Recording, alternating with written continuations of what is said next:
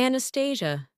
The cold in New York was a familiar, bracing companion, a stark contrast to the simmering, tropical humiliation I had endured in Miami.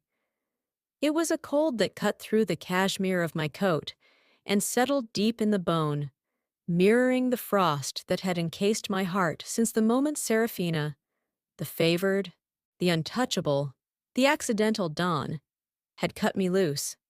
Madrid. The very word was a stone sinking in my stomach.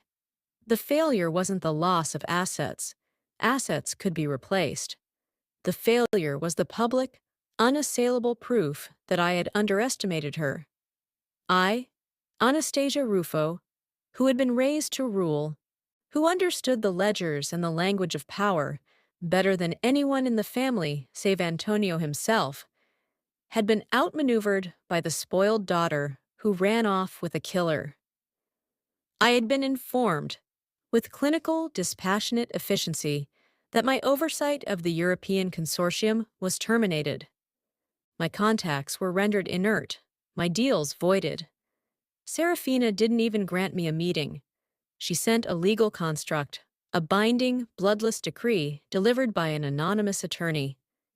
It was the ultimate insult, not a threat, but an irrelevance. Irrelevant. The word tasted like ash. Serafina had reduced me to a disgruntled relative, banished from the Corps. She assumed I would retreat, lick my wounds, and perhaps start a small, pathetic rival operation in the Caribbean. She was wrong. I hadn't come to New York to beg, or to broker a deal for a quiet retirement. I had come to initiate a scorched earth policy, and I needed the right kind of gasoline. That meant Matteo. That meant Castellano. Matteo Verrelli's main office, perched high in a brutalist Manhattan tower, was exactly as vulgar as I expected. Polished chrome, unnecessarily heavy leather, and an air of insecure opulence. Castellano, his second, was already there, hovering near the espresso machine like a lean, nervous shadow. Matteo rose when I entered, his movements heavy and slow, like a man moving through water. He was a creature of the old guard, of blunt force and traditional malice, but he was also the man whose empire stood against Serafina's. Anastasia, a pleasure, Matteo said, not sounding pleased at all. His eyes, though, were sharp, assessing the damage. He knew I was compromised. He knew I was desperate. Matteo, Castellano, I acknowledged, my voice calm, perfectly pitched. No hysteria, no plea. I allowed myself a slow, deliberate sweep of the room before sitting down, not opposite them, but angled, ensuring the dynamic was a consultation, not an interrogation. "You've lost Europe," Matteo stated, leaning back, the leather of his chair groaning. "Serafina seized Europe," I corrected, pulling a thin file from my briefcase. A psychological profile, not a financial one. And she only did it because she chose to sacrifice a decade of stability for a single gesture. Recovering Adrian Vasquez. Castellano scowled. "That boy. The ghost. They call him that for a reason. He is good, yes. Unpredictable, yes. But he is also her singular, undeniable weakness," I said, laying the file on the glass table. I didn't open it. I knew the contents by heart. Serafina has always been about control. She controls her environment, her people, her appearance. But Adrian is the only variable she cannot tame. She can only choose him. That choice is her Achilles' heel, and I know exactly where she hides the wound. Matteo folded his hands across his broad chest. "You come to us, Anastasia, after the Dorians have decimated our Spanish operation. You've been exiled. You have no formal power structure. What exactly are you offering?" The question was blunt, intended to humble me. I met his gaze without flinching. "I am offering you two things you lack, Matteo. First, I offer you the complete, comprehensive internal map of the Dorian structure. Not the balance sheets, but the psychological weak points. I know which lieutenants are ambitious, which ones are loyal out of fear, and which ones are only loyal to Antonio. Now that Antonio is weakened, I paused, letting the implication hang in the air. We both knew the old man was failing. Loyalty shifts. Serafina's power is new, aggressive, and untested. My intelligence shortens your timeline from years to months. I can tell you where the wires cross, where the security is a facade, and where the loyalty runs thin. I let that sink in before delivering the second point, the one that truly mattered. Second, I offer you global connectivity. You are strong in the Americas and parts of Europe, but your reach is limited in the Asian markets. I have cultivated, over 2 decades, high-level contacts in Tokyo, Seoul, and Dubai. Networks that answer to me personally, separate from the Dorian umbrella. I can open doors for your influence that would take you 5 years and billions of dollars to unlock alone. Access to these markets, virtually guaranteed, in exchange for a temporary partnership. Matteo looked impressed, but wary. He was a businessman of chaos, and he knew a deal that good usually came with a hidden cost. "And what is the price for this partnership, Anastasia?" he asked. "Power, territory, a seat on my board?" I shook my head, my eyes burning with a focus that was utterly detached from profit. No. I don't want power. I don't want territory. Not from you. I want something much more valuable, Matteo. I want justice. I leaned forward, placing my hands flat on the table, my voice dropping to a low, intense register that was far more menacing than a shout. I want Serafina Dorian Vasquez publicly destroyed, not killed. Killing is too swift, too clean. I want her name dragged through the mud until it is unrecognizable. I want her foundation, her reputation, her carefully constructed image of power to be shattered in front of every contact, every rival, every man and woman who ever compared her favorably to me. The rage that lived beneath my control was finally allowed to show its teeth, but it remained measured. She took everything I worked for because she was Antonio's daughter. She inherited the throne I was groomed for.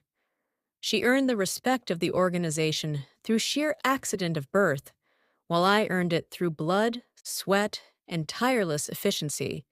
She must pay for that original, unforgivable sin, existing as the preferred Rufo. I want the woman she dismissed as irrelevant to be her undoing. I looked from Matteo to Castellano. I want her assets frozen, her reputation ruined, her face on every front page with the word fraud beneath it. I want her stripped down to nothing. I want her to stand naked in the ruins of her own making, and I want her to realize, in that moment, that it was me. It was the woman she dismissed as irrelevant. "And Adrian?" Castellano asked, his eyes gleaming with fascination. "Adrian Vasquez is part of the humiliation," I stated. "She chose him over the legacy. She will watch him be used as a tool for her downfall. Perhaps he will be a casualty of the cleanup. I don't care, so long as she is forced to watch him suffer because of her choices." Matteo watched me, a slow, predatory smile spreading across his face. It was the first honest reaction I'd seen from him.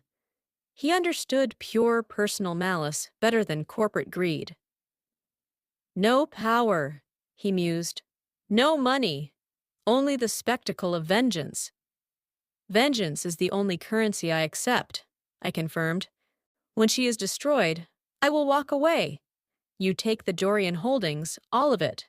I will simply vanish back into my own networks, having secured a debt of honor from you that you will eventually repay in kind."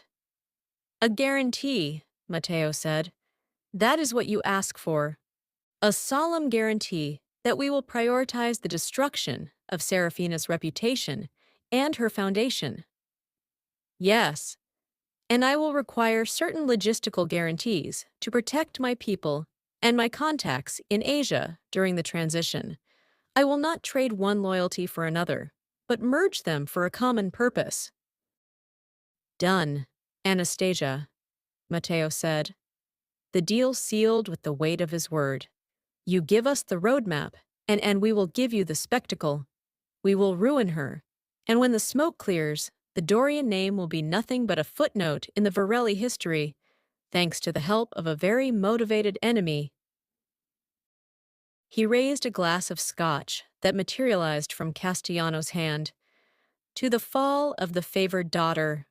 I accepted the glass, the amber liquid burning faintly on my tongue, but the chill inside me was a deeper, more satisfying fire. I drained the glass in a single, practiced swallow. Serafina thought she had cut me off, but she had merely pushed me out of her sphere of influence and into the perfect orbit to crash her world. Antonio gave her the crown. I would give her the grave. And it would be a very public grave indeed. The game, I realized, was finally getting interesting. Serafina.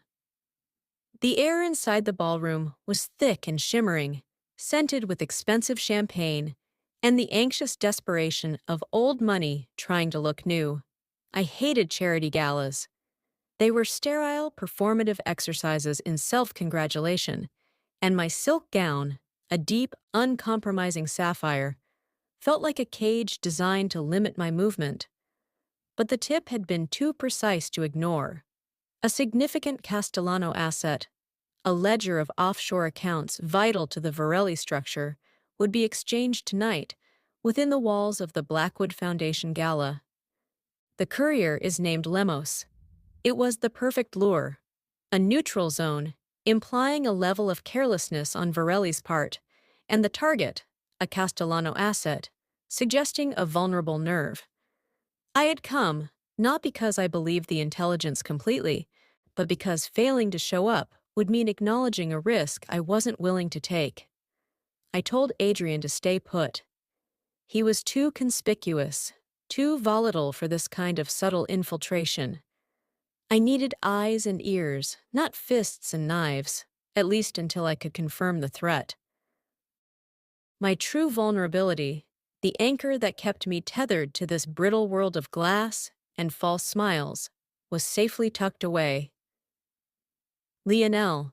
He was with his nanny, Maria, in a secluded private suite on the third floor of the adjoining hotel tower, connected by a discreet service corridor. I never allowed him to be far when I was exposed, and I had a clear escape route planned, mapped out by my security detail. The one I had chosen to bring tonight, men I trusted implicitly. I circled the room, nodding politely, offering the practiced, cold smile of a don who was momentarily engaging in civil society. The victory against Anastasia was still fresh, a clean break that had solidified my control over the European sector, but it had only intensified the threat of Matteo Verrelli. He was a creature of predictable rage, and a public humiliation, like losing Anastasia's assets, would spur him to something bold, something theatrical. I had been expecting a direct strike, perhaps an attempt on Adrian, not this high society pantomime. I spotted my contact, a nervous junior partner at a law firm that occasionally laundered small, messy political contributions. He gave me the prearranged signal and met me near a colossal floral arrangement designed to look like a Baroque fountain. "Lemos," I murmured, my gaze sweeping the room again. "He didn't show, Serafina," the contact whispered, sweat beading on his forehead despite the cool air conditioning. "I've been here for 3 hours. No one matching the description, no movement on the ledgers. The tip. It feels cold." Cold. The word echoed Anastasia's calculated exile. Suddenly, the temperature of the room dropped 20 degrees.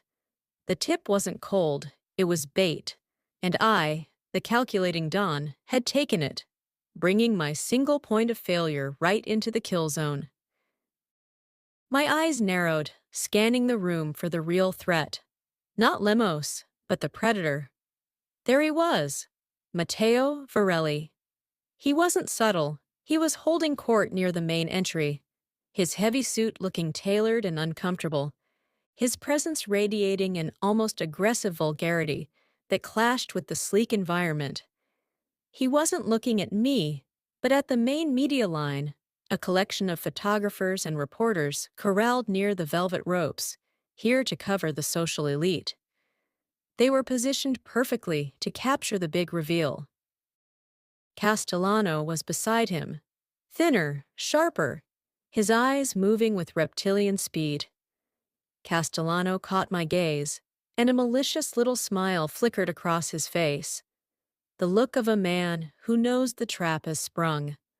The surge of adrenaline was instantaneous, but unlike fear, it was purely protective. It was the biological switch that flipped when I realized my child was in danger. All the dawn training, the cold strategy, the Dorian legacy, it vanished, replaced by the primal, white-hot urgency of a mother. Lionel? Now. I didn't need to speak to my security team. The tension in my shoulders signaled the immediate change in posture. As I started to move toward the service corridor exit, away from the glittering crowd, Matteo made his move. He didn't pull a gun. He pulled a performance.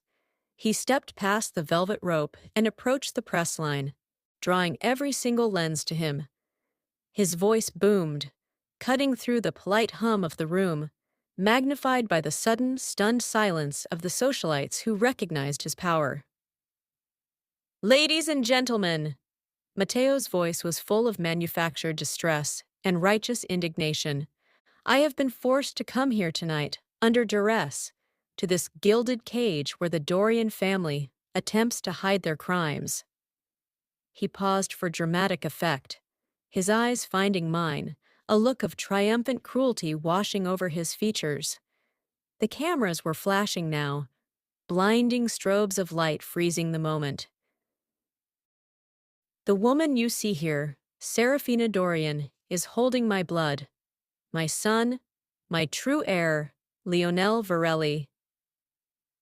The claim hung in the air, a poisonous, calculated lie.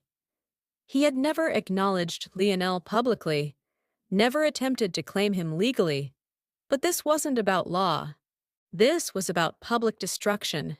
She stole him from his rightful family, from a father who loves him, and she hides him among her criminals.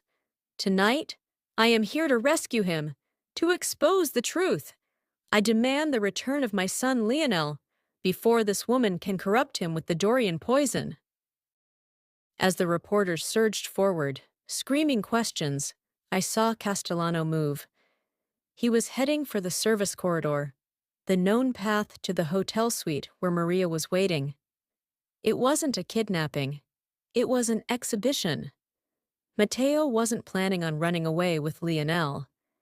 He was planning on displaying him to the world's media as the rescued heir, using the child as a shield and a weapon to dismantle my moral standing.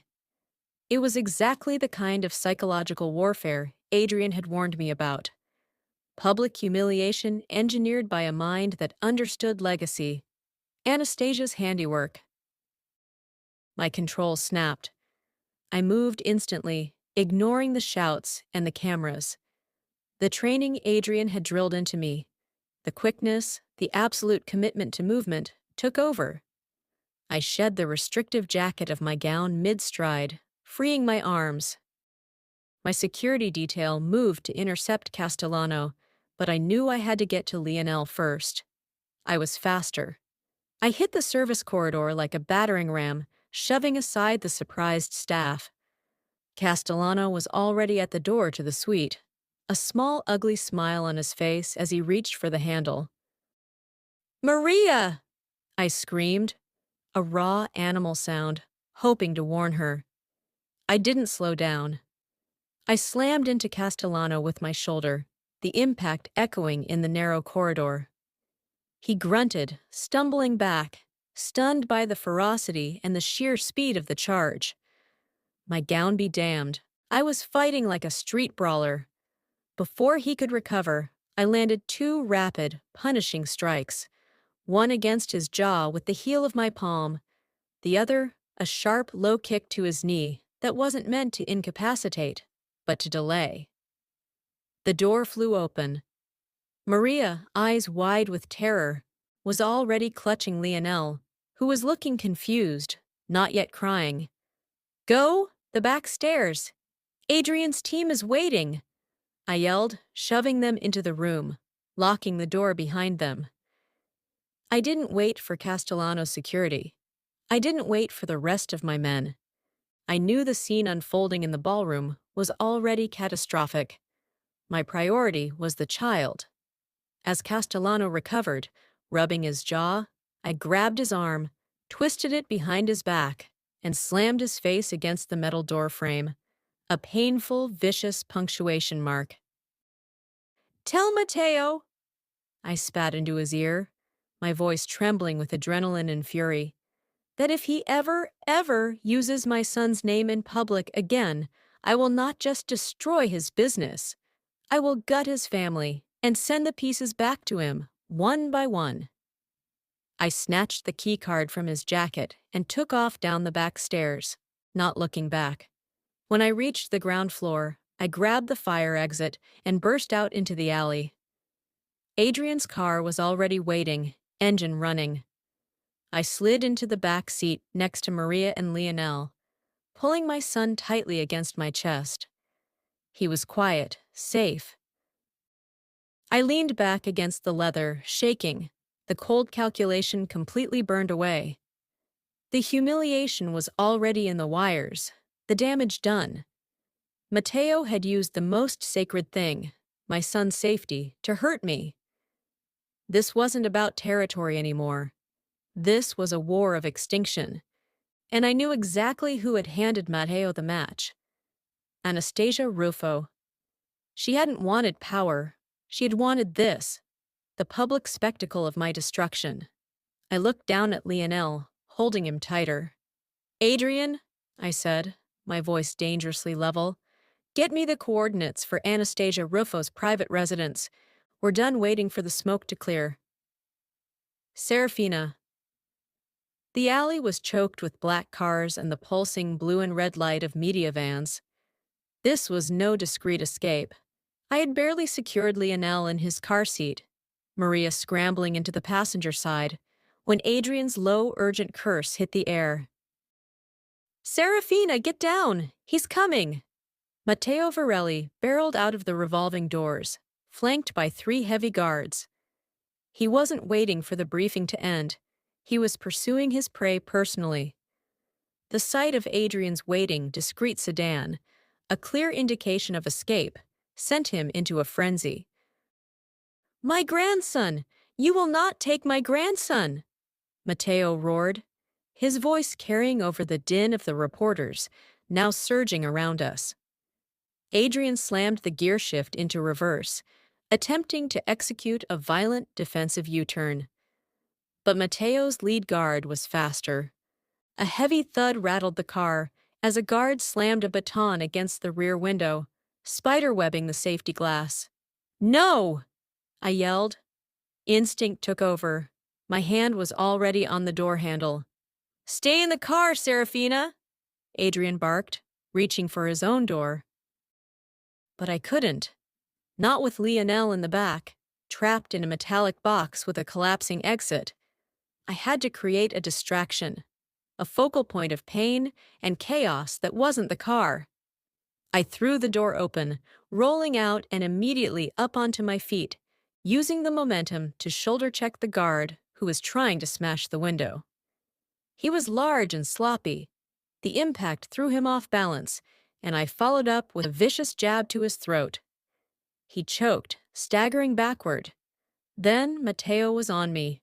He wasn't expecting a fight. He was expecting submission. He reached for me with hands the size of dinner plates, intending to seize me, to hold me for the cameras. But he was trying to grab the dawn. The adrenaline was pure, terrifying, maternal ferocity. Every instinct focused on neutralizing the threat to the innocent life behind me. Matteo grabbed my right arm, crushing my wrist. I pivoted into the grab, using his momentum against him. I swung my free elbow back, connecting hard with the soft tissue below his rib cage. The sound was a sharp, breath-gasping oof that surprised the brute. He recoiled slightly, and that was all the space I needed. I dropped my center of gravity, spinning out of his grip, and delivered a swift, powerful kick, a precise low strike to the side of his knee. It wasn't enough to shatter bone, but it was enough to momentarily compromise his stance.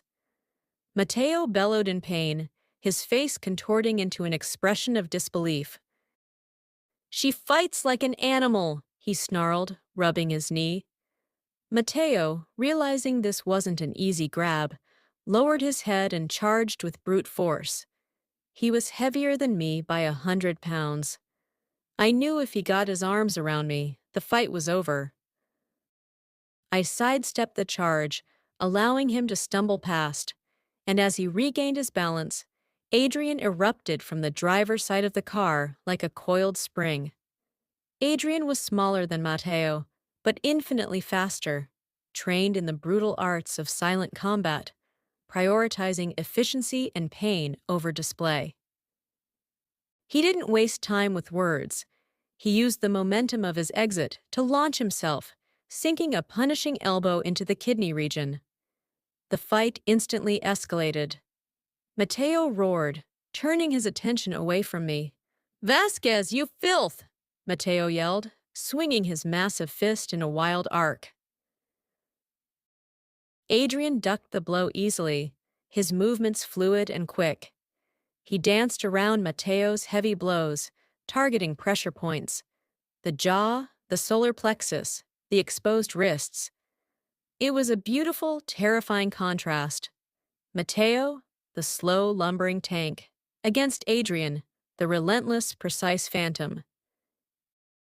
Adrian managed to hook his foot behind Matteo's ankle, combining a subtle trip with a sharp strike to the temple, momentarily dropping the giant to one knee. The scene was pure, unadulterated chaos. A brawl between two dons and the infamous assassin played out under the blinding flashbulbs. This was the moment of reckoning. The press would have their images: the Dorian don's husband savagely beating the Verrelli don. It would prove Matteo's accusation that my family were criminals, volatile and unsuited to raise an heir. The fighting had to stop. Now. The strategist returned, cold and clear-headed, overriding the protective haze of the mother. I couldn't win this through violence. I had to win it through law and public narrative. I pulled my satellite phone from the small, hidden pocket sewn into my sapphire gown. I knew the police commissioner on a first-name basis. I knew the right words to use. Stepping back into the line of fire, I positioned myself deliberately in front of the cameras, raising the phone to my ear as if I were directing the entire scene. Adrian and Matteo were rolling on the cobblestones now, a tangle of expensive fabric and primal fury. I spoke into the phone, my voice piercing and authoritative, overriding the shouting. "Commissioner, this is Serafina Dorian. I am in front of the Blackwood Gala on Fifth Avenue. We have an active, violent attempt at child abduction. Matteo Verrelli and his armed security detail have physically attacked my husband, Adrian Vasquez, and attempted to seize my son, Lionel. I need every available unit here immediately. This man has just admitted to the entire press corps that he is kidnapping my child. I am initiating a formal charge of attempted kidnapping and assault." My words were cold, calculated bullets. I wasn't reporting a brawl. I was defining the crime and establishing the public narrative before the first photograph could be published. Matteo hadn't been rescuing an heir. He had been attempting to commit a felony in front of 100 witnesses. As I spoke, one of Matteo's remaining guards rushed me, intending to snatch the phone. I sidestepped his clumsy attack, bringing my own foot down on his knee. He collapsed, crying out in pain, and I stepped over him, never breaking eye contact with the cameras. The sound of the approaching sirens was loud now, growing rapidly. Matteo, hearing the sirens and realizing I was on the phone with the authorities, roared in frustrated defeat. The sterile intrusion of the law was the one thing he couldn't fight. This was his own spectacle, turned against him. Adrian, always one step ahead, seized the moment. He delivered a final, concussive strike to Matteo's temple, and the heavy Don collapsed, unconscious, onto the cobblestones. Adrian didn't linger. He moved instantly back to the car, scanning the periphery for threats, his breathing ragged but controlled. "He's down," Adrian confirmed, sliding back into the driver's seat. "You were right. The law is the muzzle."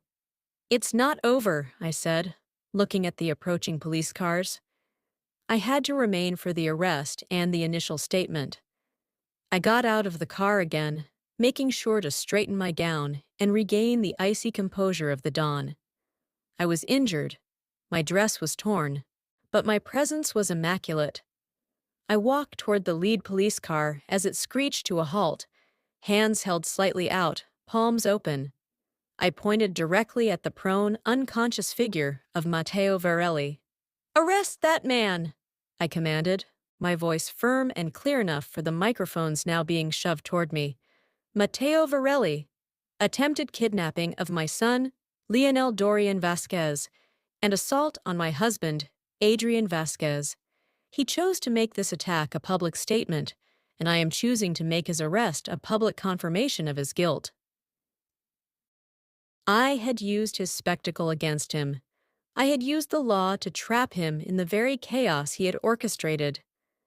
As the officers moved to secure the scene, cordoning off the area and placing cuffs on Matteo and his still groaning guards, I turned my back to the flashing lights, stepping back into Adrian's car. I looked at Lionel, still quiet, his little eyes wide with confusion. "You're safe, my love," I murmured, running my hand through his soft hair. The car finally pulled away from the curb. I looked down at my trembling hands. The visceral need to protect him, the sheer intensity of that fight, had revealed a new, terrifying dimension of myself. It hadn't just been Matteo and Castellano I was fighting. It was Anastasia Ruffo, who had provided the intelligence and crafted the scenario, knowing precisely where to hit. She had forced me to choose between my political reputation and my maternal instinct, and I had chosen the instinct every single time. Now the battle lines were irrevocably drawn. I leaned my head back, the scent of fear replaced by the quiet hum of the car. The fight for Lionel was over for now. The war against Anastasia and Matteo had just begun, and the first battle had cost Matteo his freedom and his reputation. It was a good start, but I wouldn't sleep until Anastasia paid her price. Adrian. The car was silent, but the air inside was thick and metallic, smelling of adrenaline and the sharp coppery tang of my own blood. I drove, one hand gripping the wheel, the other wiping the small cut above my eye, which was already swelling. Matteo's bulk was slow, but his blows were like being hit by a slab of granite. I was shaking, not from fear. I hadn't felt fear since I was a child hiding in an alley, but from a corrosive, white-hot rage that was consuming me from the inside out. I had spent years of my life trying to be something other than the ghost in the machine, something more than the instrument of Serafina's will. I had built a life, a home, a family, and tonight, that entire sanctuary had been violated. Matteo Verrelli hadn't just tried to kidnap Lionel. He had forced Serafina to fight in public. He had turned my son into a piece of evidence in a political circus, and he had done it all with the smug confidence of a man who believed himself above consequence. The worst part wasn't the physical fight. It was the look in Lionel's wide, terrified eyes reflected in the rearview mirror as his mother was fighting for his life, while a crowd of animals with cameras closed in. That memory was a fuse, burning down fast. I glanced at Serafina. She was composed, giving quiet, sharp instructions to Maria about securing temporary safe houses. The dawn was back, cold and calculating, but I saw the slight tremor in her hands, the strained set of her jaw. She was exhausted, battered, but still focused on the strategic long game. But there was no long game for me tonight. I had been fighting proxy wars, playing political chess, and allowing the system to work for too long. The system failed. It let a monster like Matteo walk free and orchestrate this public horror. There was only one response left for a threat that attacked the family directly: elimination. "I need to drop you and Lionel off first," I said, my voice low and gravelly. "I'm taking the car." Serafina looked at me, her eyes cutting into mine. "Where are you going, Adrian?"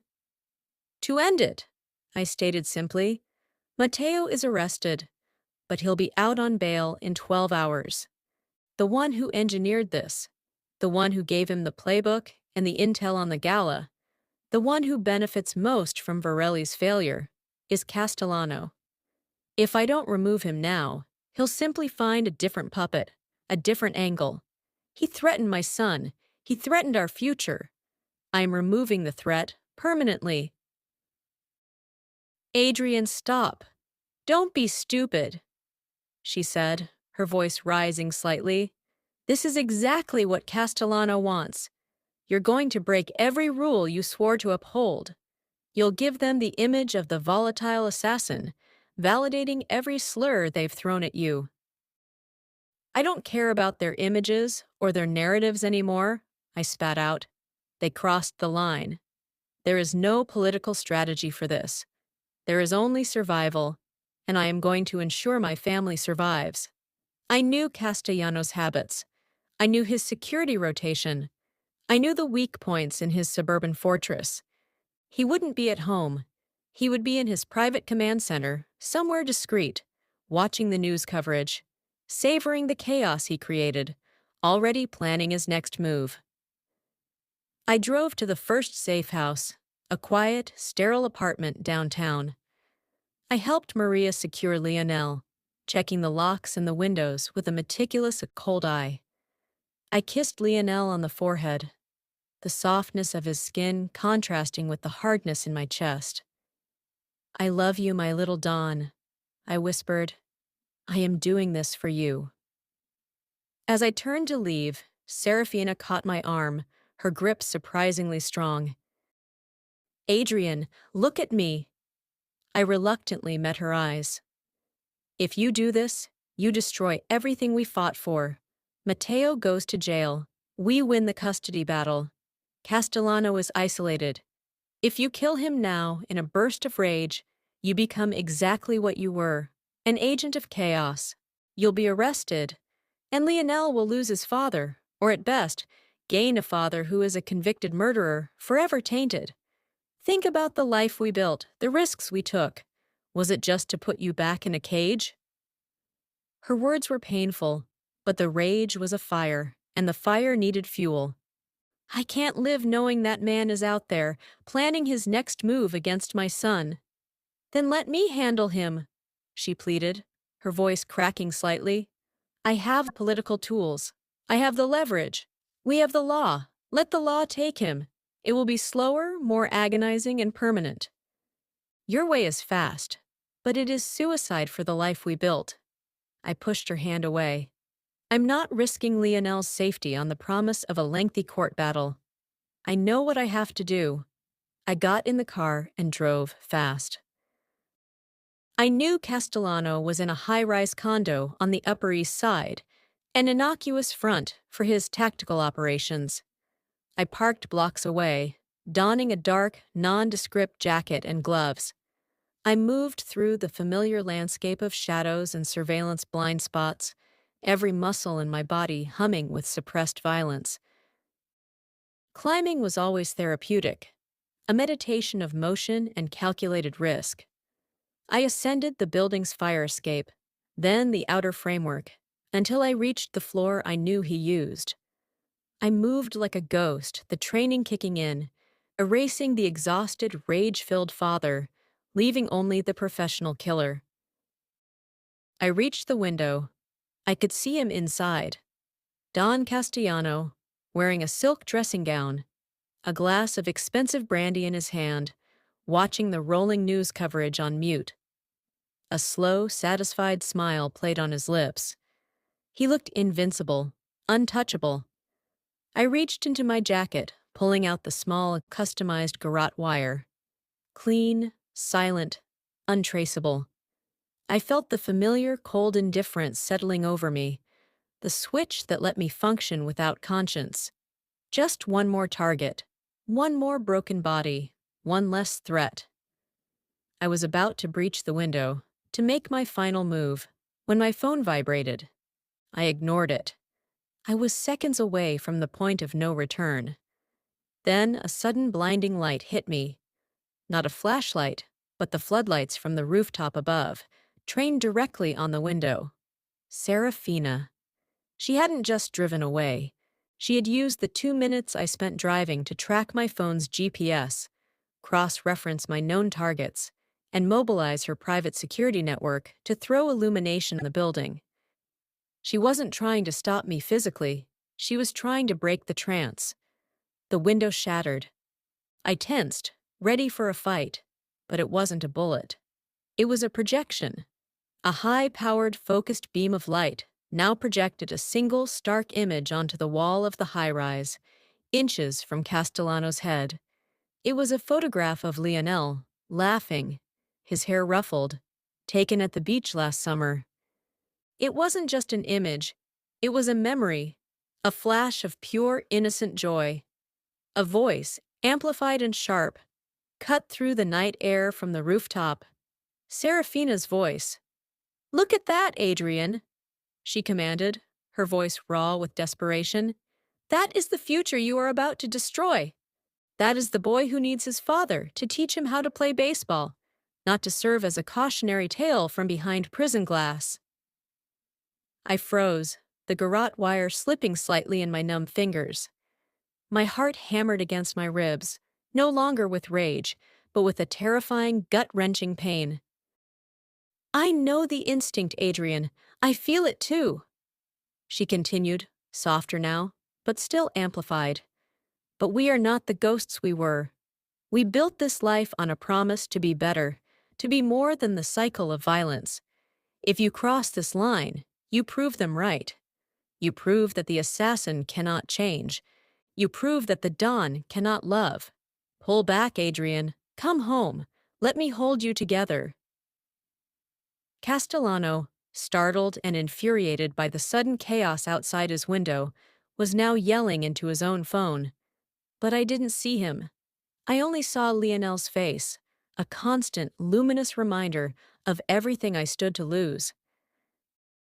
I was standing on the precipice of absolute destruction. For years, I had believed that salvation lay in silence and self-control. But tonight, salvation lay in letting go of the rage, in choosing the difficult legal path over the easy, violent one. I took a deep, shuddering breath, the air cold and sharp in my lungs.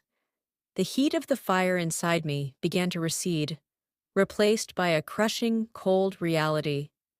Serafina was right. I wasn't just Adrian Vasquez anymore. I was Lionel's father. I slowly slid the garrote wire back into its sheath.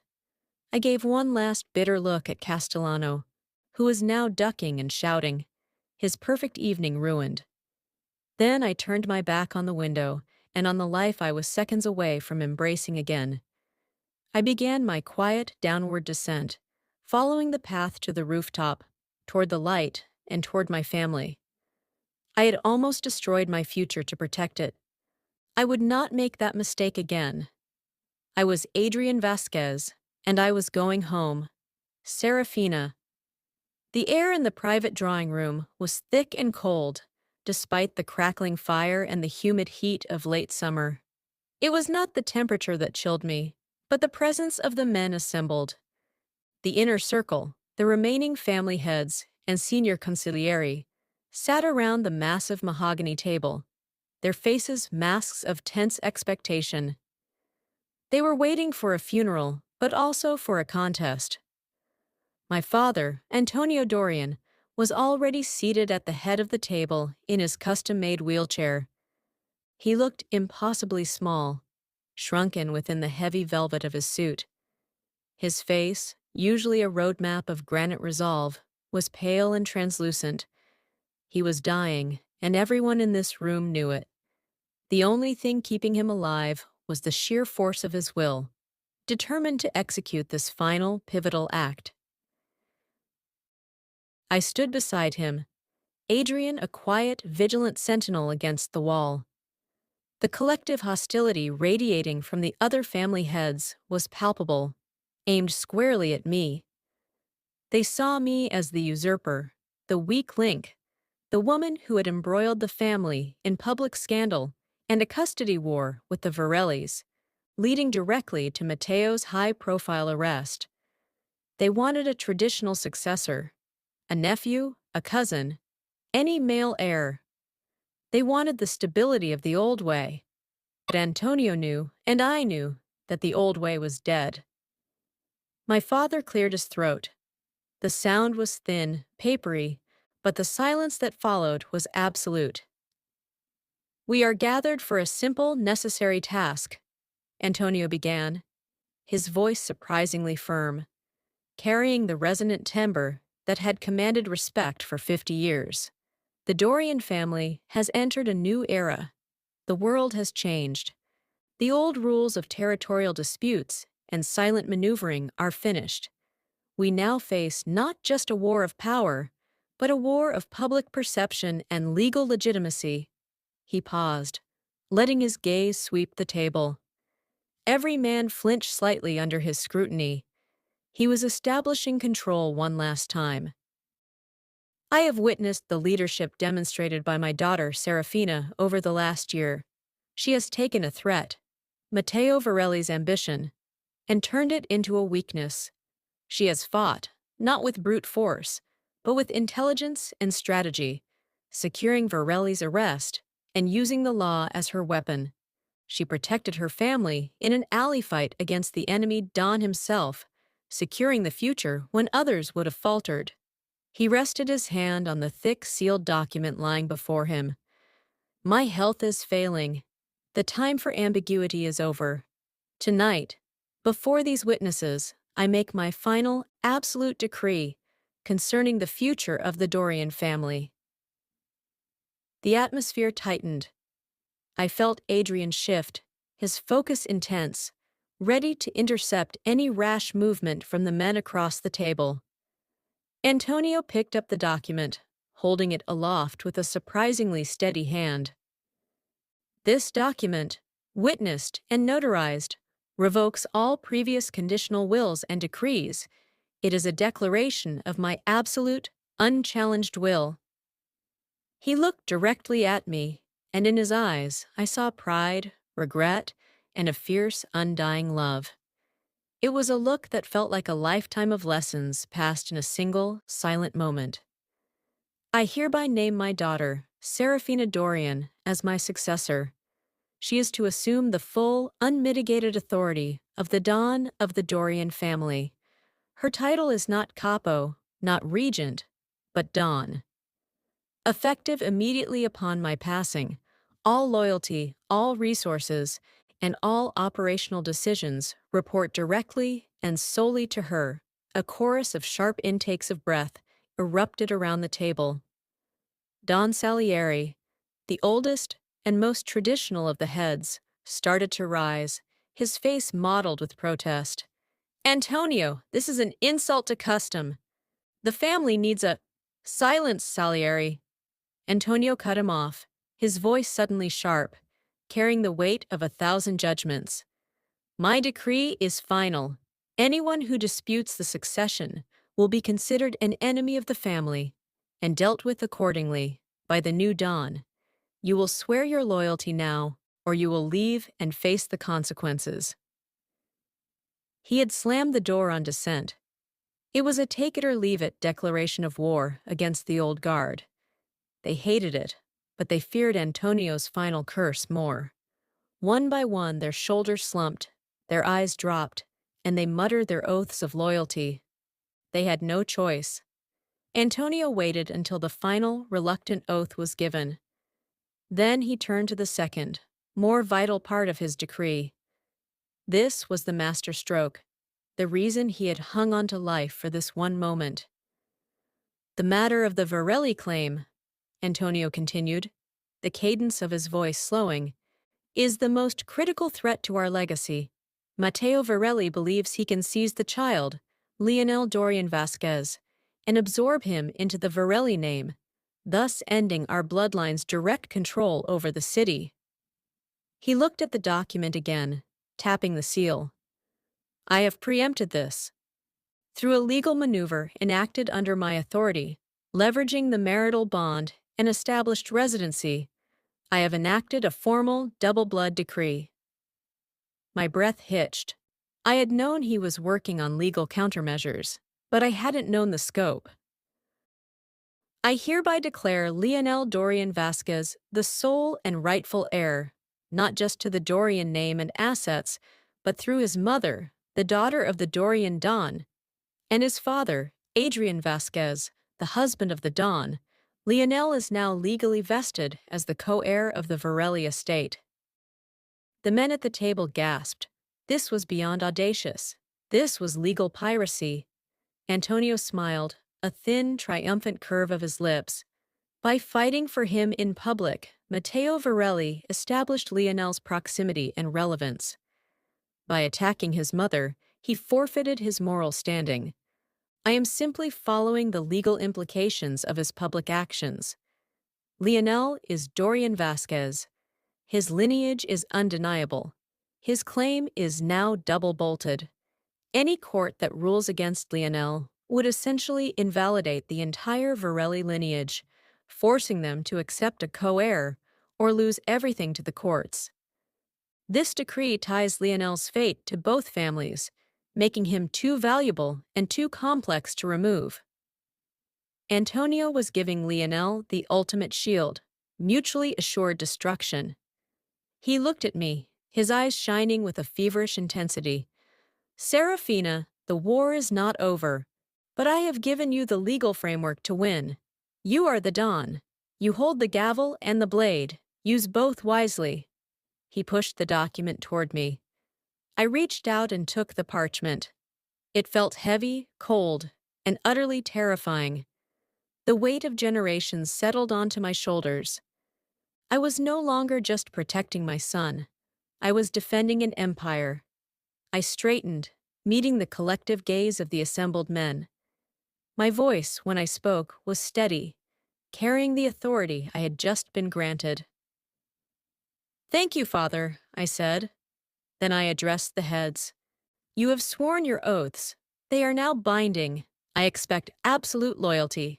Any deviation will be met with immediate and total force. Antonio nodded once, his final task complete. A great sigh escaped his lungs, and his massive hand slid from the armrest. The fire in his eyes dimmed, replaced by a profound, sudden peace. He leaned back, his head against the cushion, and his breathing ceased. I stood there, Don Serafina Dorian, watching the life drain from the man who had defined my world. The silence was deafening, broken only by the quiet, controlled weeping of a few older consiglieri. Adrian was instantly by my side, his hand resting reassuringly on the small of my back. He wasn't comforting the daughter. He was supporting the new Don. The family heads stood, their previous hostility replaced by a dawning, terrible realization. Antonio was gone, and the woman they feared was now in charge. I looked down at the document, then back at the room. The grief was a deep, burning coal, but the sense of purpose was sharper than any blade. I was no longer running my father's operations. I was the operation, I was the law, and I held the fate of two great houses in my hands, all for the safety of one small boy. The war with Anastasia Ruffo and the remnants of the Verrelli regime was about to move from a custody battle to an all-out siege. But now, I had the power, the legal decree, and the loyalty of the Dorian family, whether they liked it or not. I was ready. The time for hesitation was over. Serafina. The courtroom air was electric, thick with the smell of old paper, expensive cologne, and the tense collective anticipation of 1,000 unresolved conflicts. Every seat was filled, the press benches packed 3 deep, and the perimeter of the room was lined with security, a silent acknowledgement of the volatile powers battling within these walls. I sat at the petitioner's table, my composure absolute, a mask of polished steel. I wore a dark, impeccably tailored suit, a silent uniform of power that concealed the furious, determined beating of my heart. Every detail had been calibrated. The subtle silver of my jewelry, the precise angle of my chin. Beside me sat Adrian, his jaw set, his presence a counterweight of quiet, formidable strength that reassured me more than any legal brief. Across the aisle, Anastasia Ruffo sat next to her battery of lawyers. Her face was a mask of strained elegance, barely concealing the terror and venom beneath. She knew her position was precarious. The removal of Matteo and the destabilization of her faction had left her exposed, reliant entirely on the thin hope of a sympathetic judge. The petitioner rests her case for the immediate and sole guardianship of Lionel Dorian Vasquez, my lead counsel, Mr. Alistair, announced, his voice booming with the confidence of a man who held a winning hand. The judge, Justice Eleanor Vance, a woman known for her icy intellect, absolute professionalism, and zero tolerance for theatrical nonsense, turned her full attention to my side. She had already received the bulk of our meticulously compiled evidence packet over the past weeks, but today was the final summary, the moment of the kill shot. "Ms. Dorian," Justice Vance said, addressing me directly, cutting through the murmurs in the gallery. "Your legal team has provided extensive documentation outlining a pattern of financial irresponsibility and misconduct by Mr. Matteo Verrelli. Can you detail, for the record, the scope of the financial instability that you argue disqualifies him?" I rose smoothly, keeping my voice level, stripped of all emotion, presenting myself as a rational guardian. "Yes, Your Honor, our forensic accounting evidence, spanning the last 5 years, demonstrates that Mr. Verrelli systematically drained liquid assets from the Verrelli family holdings at a rate exceeding 60%. This was not investment. This was reckless dissipation. The assets were channeled through a complex web of shell corporations, detailed in Exhibit J, to service staggering personal gambling debts and to cover losses from failed, high-risk ventures that were neither sanctioned nor disclosed to the family's legal counsel. I paused, allowing the weight of the numbers to settle. This financial chaos proves he cannot secure the inheritance that is rightfully Lionel's. But more importantly, it proves a severe deficit in judgment and morality.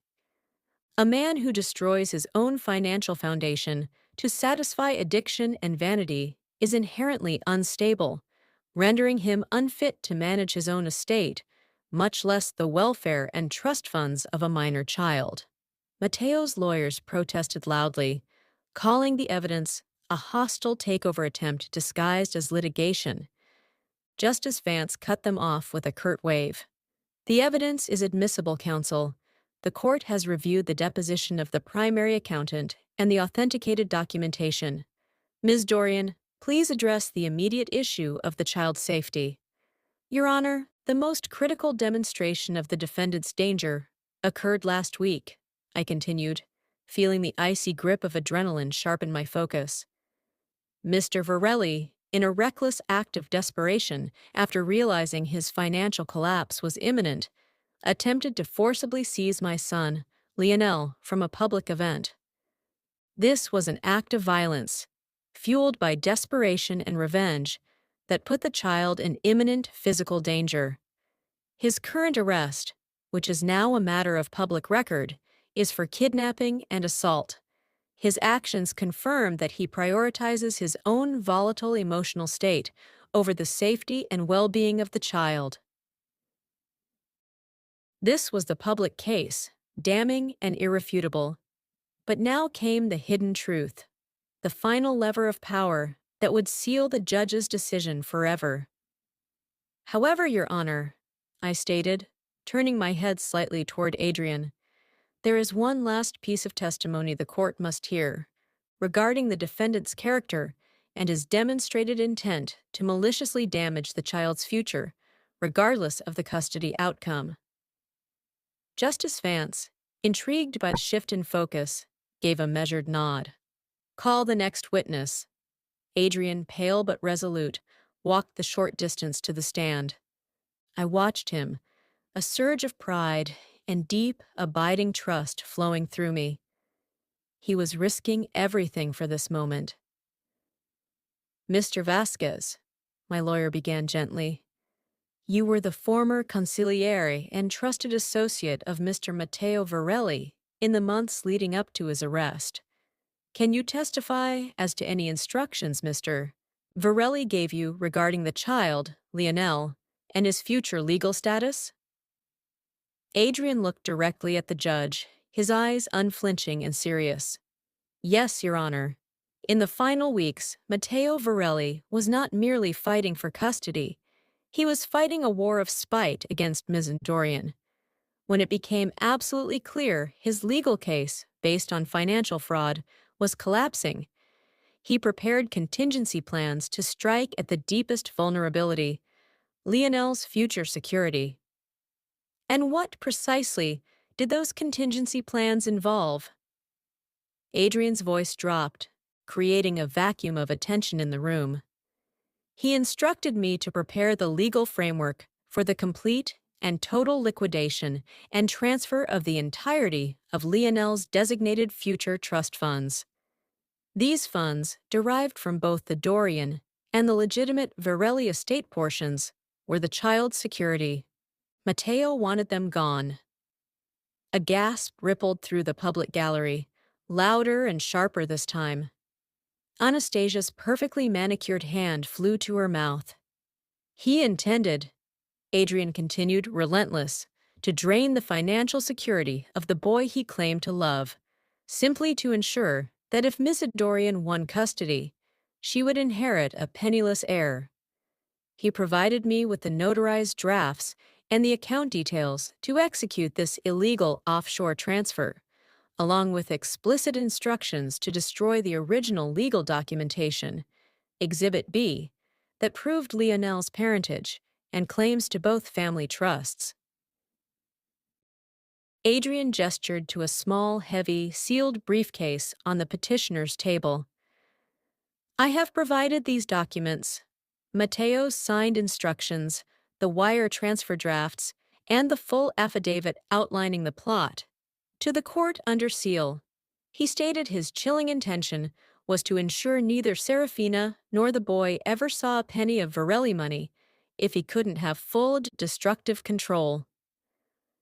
The defense lawyers, utterly blindsided by the depth of this treachery revealed by their own former associate, were on their feet, yelling objections and calling for a recess. Justice Vance slammed her gavel down 3 times, the sound like a rifle shot. "Mr. Vasquez's testimony is extremely damaging," the judge stated, her voice tight with disapproval. "It goes directly to the heart of the defendant's alleged malice and his willingness to destroy the minor child's interests for personal vengeance. The court will review the sealed evidence now." The judge exited the room with her clerk, taking the briefcase with her. The adjournment was only 30 minutes, but it felt like a lifetime. The room was a pressure cooker. Anastasia Ruffo was engaged in a furious, hushed argument with her counsel, her face mottled with panic. Across the aisle, I simply breathed, watching the crumbling edifice of the opposition. We had laid the groundwork for a financial conviction, and Adrian's loyalty had delivered the character execution. There was no recovery from an attempted act of malice against a child's life savings. When Justice Vance finally returned, her face was set, her expression grave and unyielding. "All rise." As we stood, the weight of the world seemed to focus on the judge. Justice Vance spoke slowly, deliberately, the verdict being built piece by painstaking piece. "The court has reviewed the voluminous evidence, the documents provided by Mr. Vasquez, detailing the defendant's explicit plan to divest the minor child, Lionel Dorian Vasquez, of his lawful inheritance and financial security, establish a clear and present danger to the child's welfare that goes beyond mere recklessness. This calculated malice is unforgivable." She set her pen down. Combined with the overwhelming evidence of ongoing financial misconduct, the documented assault, and the final decree of the late Don Antonio Dorian, which formally establishes Lionel as the designated co-heir and protects his future under the Dorian family's legal structure, the court finds Mr. Matteo Verrelli to be entirely and irrevocably unfit to act as a guardian. She looked directly at me and Adrian, her voice softening just enough to convey the deep seriousness of her decision. "Given the demonstrable stability, the comprehensive security, and the proven willingness of the petitioners to place the child's best interests above all else, the court finds only one logical and responsible conclusion. Therefore, the court issues a formal ruling awarding immediate and permanent sole legal and physical custody of Lionel Dorian Vasquez to his mother, Serafina Dorian, and his father, Adrian Vasquez." The gavel struck with a loud final resonance. The sound echoed the collapse of the Verrelli faction's power and the definitive victory of the Dorian line. Serafina. The evidence of Matteo's financial malice toward Lionel, presented by Adrian, was insurmountable. The verdict was a certainty, but the weight was agonizing. "We move," Adrian muttered, his eyes already sweeping the room, "now, before they process the loss." The "they" was Anastasia and her lawyers, but Adrian's deeper fear was of the chaos that followed certain defeat. We couldn't wait for the final ruling. Lionel was secured in a private room nearby, and our plan was to move him immediately to the armored sanctuary we had established miles away. We descended through the courthouse's private elevator bank. A silent procession of 2 security detail members, Adrian and myself. My nerves were screaming, every hair on my body on edge. I wasn't afraid of a legal loss anymore. I was bracing for the physical retaliation. A Verrelli cornered is a dangerous thing, but Anastasia cornered was poison itself. The underground garage was dark and damp, smelling of concrete and exhaust. Our armored car, black and silent, waited near a secluded exit ramp. Adrian walked slightly ahead, his hand resting on the weapon concealed beneath his suit jacket. "Serafina, keep your head down," he commanded softly, opening the passenger door. I nodded, my breath catching in my throat.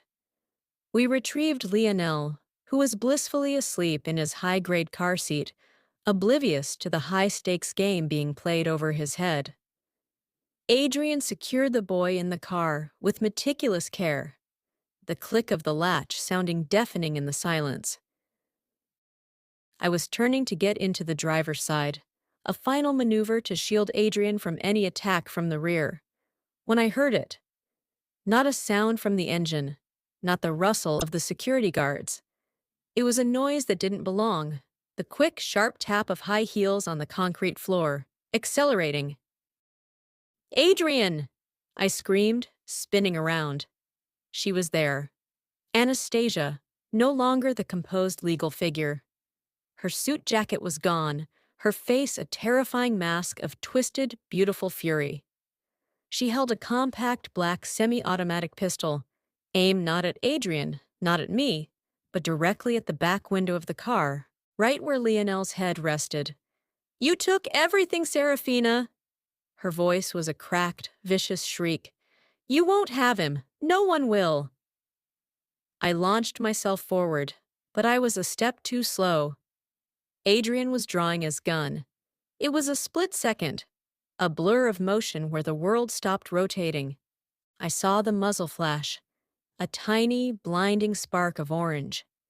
I threw myself over the hood of the car, expecting the shattering of glass, the scream of my son. But the sound I heard was an entirely different, sickening thud. Someone had moved. Matteo. He materialized out of the shadows, having followed Anastasia, perhaps intending to stop her, perhaps just to watch. But when the gun came up, he moved with the primal, instantaneous instinct of a father. He dove, shoulder first, slamming into the side of the car, throwing his body between the bullet and the reinforced window. The impact of the shot drove him straight into the steel frame. A spray of scarlet bloomed instantly across the front of his light gray suit, right over his chest. He gasped, a wet, rattling sound, stumbling backward, his hands grasping frantically at the wound. The moment he fell back, the world exploded into action. Anastasia, momentarily stunned by Matteo's interception, adjusted her grip. She was aiming for me now, her eyes feral. Adrian's shot was coming, but Matteo, falling, somehow moved faster. His left hand dropped to his belt, and the weapon he always carried, a small, highly specialized sidearm, was in his hand. His eyes, already glazed with shock and pain, focused with deadly clarity on his wife. There was no hesitation, no wasted movement. It was the perfected choreography of a professional killer, his final efficient act. Bang! The shot was deafening in the confined garage. It was followed by the sound of a body hitting the concrete with a horrible, heavy slump. Anastasia was gone. One moment a screaming, vengeful angel of death. The next, a lifeless heap by the tire track, her pistol clattering away. The single bullet from Matteo had been perfectly placed, killing her instantly. The silence that followed was absolute, terrifying. My security detail froze, guns drawn but useless. Adrian, his weapon still raised toward Anastasia's corpse, lowered it slowly, his breath ragged. I didn't look at Anastasia. I looked only at Matteo. He was slumped against the side of the car, sliding down toward the floor, leaving a widening smear of crimson on the black paint. I rushed to him, dropping to my knees in the oily concrete. The warm, metallic scent of his blood was everywhere. "Matteo! Matteo, look at me!" I cradled his head in my lap. His hair was damp, his face pale, already etched with the terrible gray pallor of imminent death. The security guards were shouting into their radios. Adrian was checking Lionel in the back seat, his face rigid with shock, but his focus still on his son. Matteo's eyes, those calculating dark eyes that had always held such contempt and suspicion for me, looked up. Now they were swimming, but they were clear. They held a profound, heartbreaking realization. "Lionel, is he—" His voice was barely a whisper, broken and bubbling. "He's fine. Matteo, he's safe. You saved him," I whispered, pressing my hand uselessly against the gaping wound in his chest. The blood was pulsing out, thick and unstoppable. The bullet had ripped through him, destroying the life force that had been so dominant, so controlling, for so long. He reached up, his fingers stained red, and touched my cheek. It was the first truly tender touch he had given me in years, perhaps ever. His gaze was locked on mine, searching, begging. "Serafina, I need you to know." He struggled for breath, his chest seizing. It was never the money, not truly. I hated that Antonio chose you, that you had his loyalty. I couldn't forgive you for that. The confession was raw, stripped bare of all his typical bravado. It was an admission of pride and jealousy, not just business rivalry. Don't talk, Matteo. Just stay still. He smiled faintly, a painful, tragic twist of his lips. No time for stillness now. I'm cold, so cold. He coughed, and blood flecked his chin. His grip on my suit jacket tightened. I was a bad husband, he rasped, the words tearing out of him. I loved the idea of power, more than I loved you. Or anything. His eyes drifted past me, toward the car where Lionel was now stirring, whimpering softly at the noise. Tell the boy. Tell him I wasn't entirely a monster. Not to him. Not in the end. He swallowed hard, his voice dropping to a plea. Forgive me, Serafina, for all of it. The cruelty, the threats, the hate. I looked down at the man who had been my enemy, my husband, the source of my deepest pain, and the father of my child. In this final, selfless moment, standing between a bullet and his son, he had paid the ultimate price. He had chosen love over revenge, sacrifice over spite.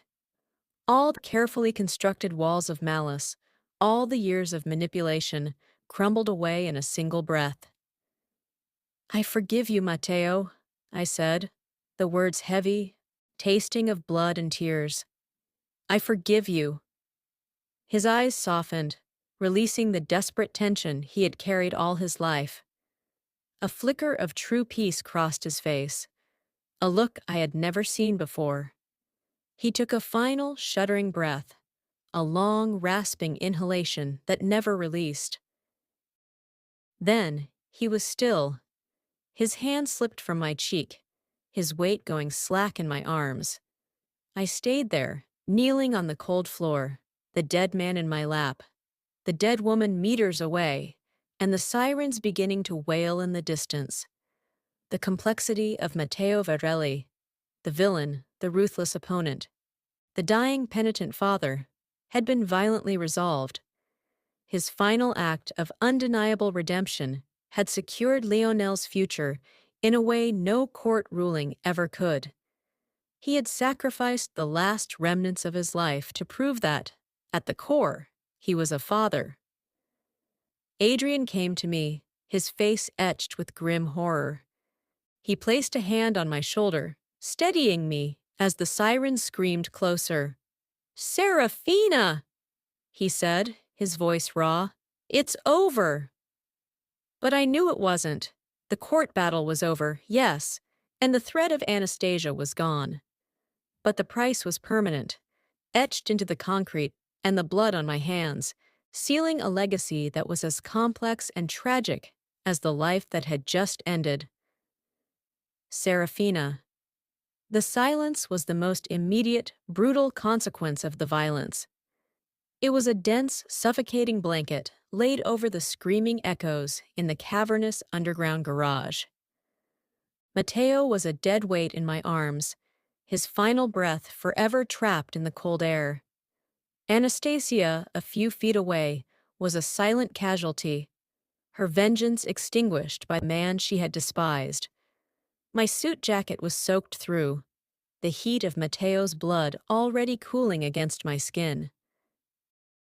Adrian was at the car door, his body shielding Lionel, his eyes scanning the periphery with the frantic vigilance of a man who knew the fight wasn't truly over until the last echo died.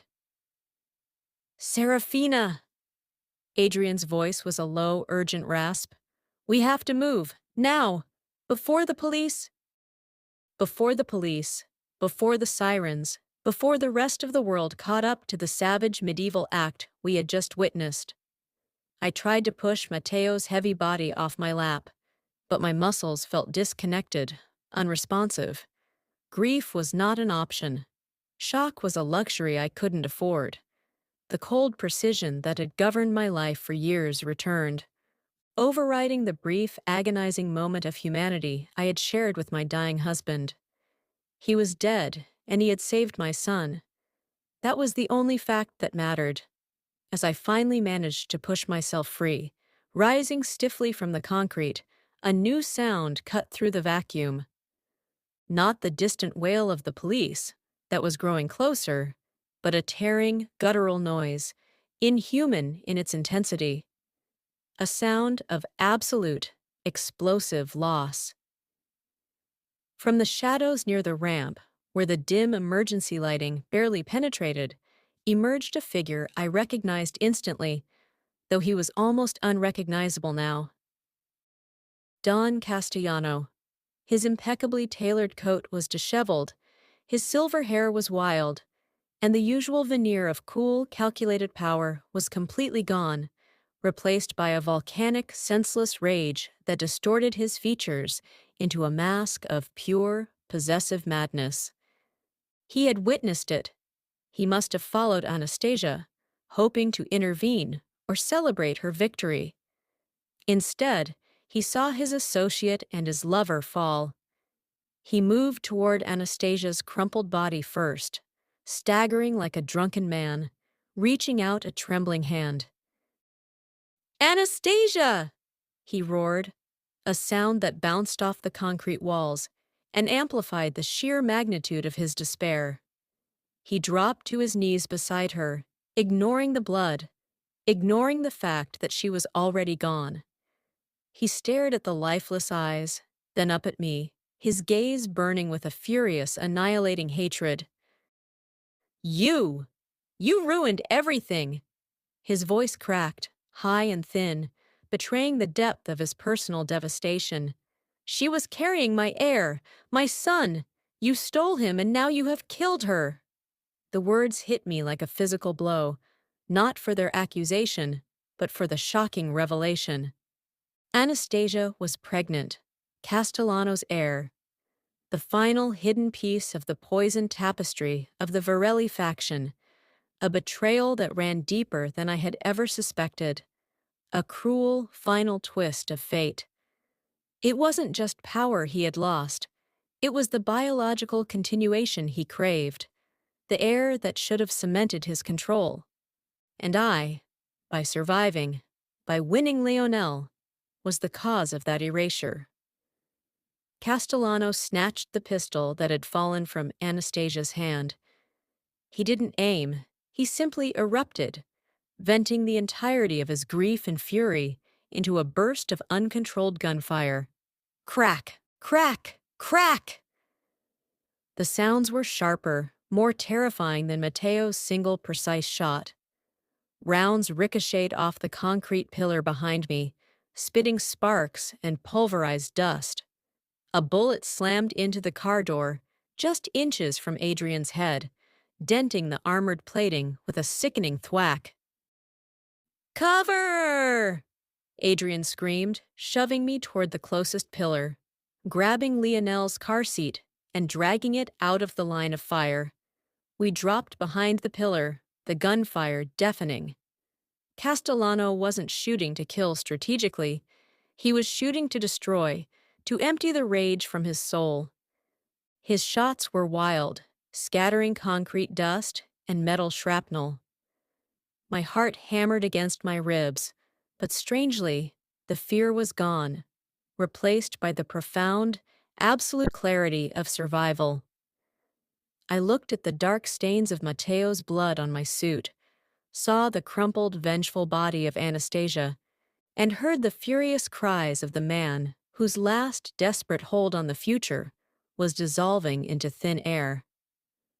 I was no longer Serafina Dorian, the grieving widow or the nervous mother. I was the Dawn. I was the inheritor of a legacy built on the ruthless elimination of threats. This was the final price of the power I had seized. I reached for the small, heavy pistol Adrian had placed on the floor beside me earlier, a custom piece designed for close-quarter self-defense. My hand closed around the cool, familiar metal. Breathe. The world slowed. I could feel the vibrations of the continuing gunfire through the concrete floor. I listened to the rhythm of his shots, wild bursts, followed by a momentary pause as the rage overwhelmed him. Adrian was yelling at me, his face tight with concern. "Stay down! He's out of control! I need a clean sightline!" But I knew Adrian couldn't risk the shot. He was too close to Lionel, too exposed. This was my fight, my reckoning.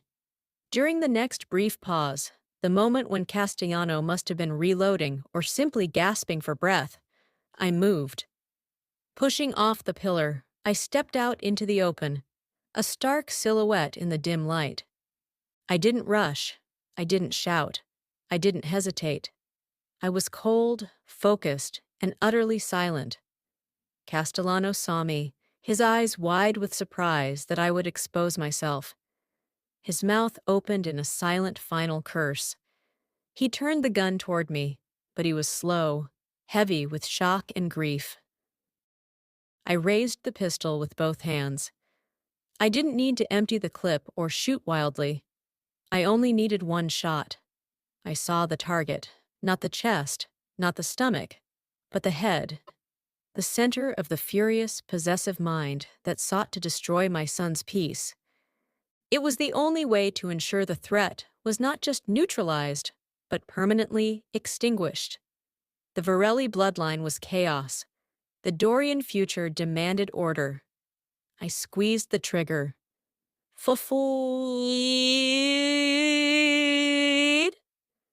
It was a sharp, clean sound, muffled only slightly by the high-grade silencer Adrian had prepared. Castellano went down instantly, violently, before the sound had fully registered. The pistol he held flew from his grasp and skittered across the floor, stopping near Anastasia's outstretched hand. He fell backward, his eyes still open, staring in disbelief at the ceiling, the life draining out of him with a shocking, efficient finality. The silence that followed this time was complete.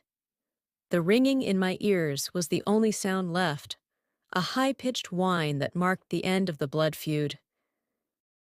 3 bodies lay scattered across the concrete floor of the garage: the vicious wife, the bad husband turned martyr, and the powerful Don whose rage brought him to ruin. I stood over them, the gun still heavy in my hands, smelling of burnt powder, blood, and the metallic tang of absolute victory. Adrian was beside me in an instant, taking the weapon from my numb fingers. He looked at Castellano's body, then back at me, his gaze full of horror, respect, and overwhelming relief. "Serafina," he breathed, checking me for wounds. "You killed him. It's done. All of them. It's finally done." I nodded slowly, my eyes tracing the lines of the carnage. The chaotic history of the Verrellis, the venom of Anastasia, the power of Castellano. It was all condensed into a few liters of blood and 3 lifeless forms. This gruesome, brutal reckoning was the foundation of our new life. I walked to the car, ignored the bullet dent, and peered through the window at Lionel. He was awake now, watching the chaos with wide, innocent eyes, protected by layers of armor, and more importantly, by the 2 bodies on the floor outside. He was untouched, unsullied. I pressed my forehead against the cool glass, taking a deep, shuddering breath. I had walked into the fire and emerged hardened. I was a survivor, a guardian, and now, undeniably, a killer. But my son was safe. The Don had died, and the true heir was secured. This was the dark price of the Dorian crown, and I had paid it in full. We would clean this mess, move the bodies, neutralize the evidence, and step out of this garage into a world where Lionel could finally be free. Our future, bought with 3 lives, was finally ours. Serafina. After 6 months. The chaos of the reckoning, the blood, the fire, the cold finality of that underground garage felt less like a recent nightmare and more like a myth we had survived. We hadn't erased the past. We had simply walled it off, using the stone and glass of our new life as the mortar. We settled here, in the quiet, unrelenting beauty of the Pacific Northwest. Our estate, perched high above the churning, cold ocean, was a sanctuary of stability. The air smelled of salt and pine, not burnt gunpowder or stale cigar smoke. The power was still there, of course, humming beneath the surface, but it was cleaner now. Adrian and I had spent the past half-year streamlining, dissolving the Verrelli influence entirely, and restructuring the Dorian organization into something lean, legal, and fiercely efficient. A quiet, powerful presence, rather than a brutal dynasty.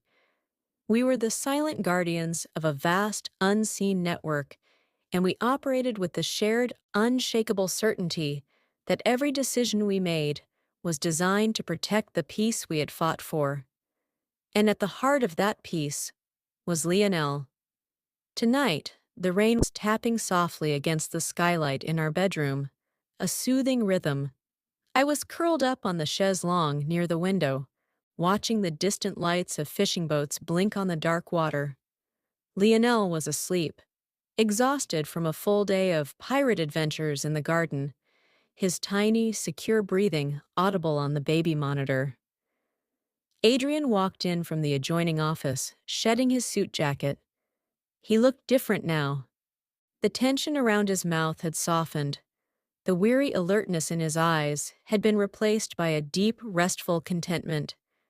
He was still impeccably sharp, the Don, the strategist, but here he was simply Adrian. He crossed the room, pouring 2 glasses of Pinot Noir. He handed one to me, his fingers brushing my arm, a deliberate, loving touch that always sent a subtle warmth through me. "Long day, my love," he said, settling on the edge of the chaise, his weight making the silk fabric dip toward him. He smelled of rain, expensive cologne, and a faint, comforting trace of the espresso he drank while poring over balance sheets. "Productive, though," I countered, taking a sip of the wine. It tasted bright and crisp. "We finished the integration of the European assets. No flags raised, no questions asked. The ghosts are officially laid to rest." He smiled, a slow, appreciative curve of his lips. "Ghosts are the easy part. It's the living that caused the trouble." He took a thoughtful sip, especially the one who just tried to hide a bottle of my best vintage behind a stack of children's books.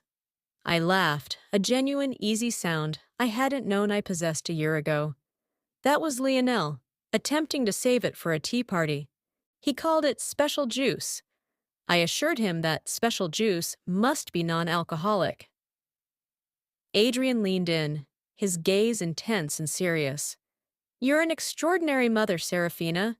You've given him a normalcy he never should have lost, and you've given me a life I never dared to imagine." "You built this life, Adrian. I just eliminated the obstacles," I reminded him, my voice quieter now. He reached out and gently brushed a stray curl away from my cheek.